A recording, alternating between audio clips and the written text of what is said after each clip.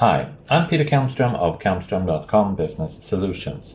In this demonstration, I'll show you how to install Calendar Browser on SharePoint Online. And I'm going to do it with the sandbox solution, so the old school solution that is still fully supported in SharePoint Online. So the first thing you need to do is look in your site contents and see that you have the site assets there.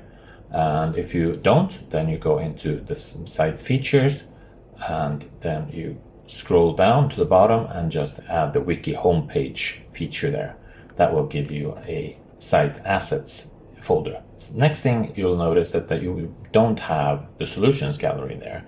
That's because by default scripting is not enabled, or it's blocked on SharePoint sites in SharePoint Online. So you need to go to the SharePoint admin site or ask somebody else to do this for you. So that's the steps I'm doing now. I'm going to the admin site first, and under there I will find the SharePoint Admin Center. And then I go into the active sites, find my CB Demo 3 site here.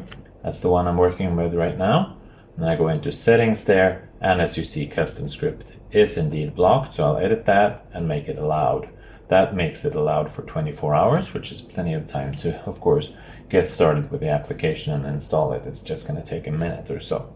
Now it's enabled, and I can go back to my site here, the CB Demo 3, refresh, and find that, yes, now I do have solutions there. And now I can upload the WSP file that I've already downloaded, and it's on my desktop. There's my WSP package. I'll open that and upload it.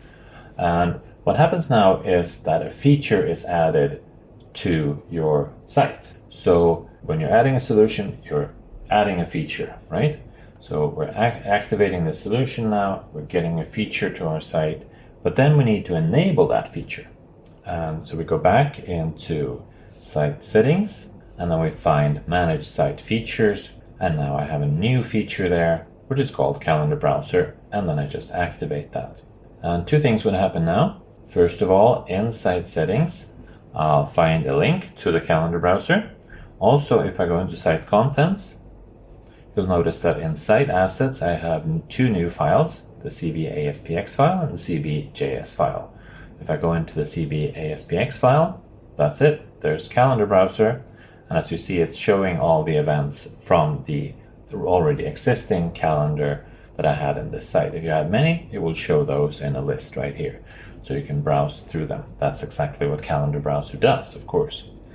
So that concludes the demo on how to install the WSP Sandbox Solution Edition of Calendar Browser on SharePoint Online. Thank you for watching this demonstration.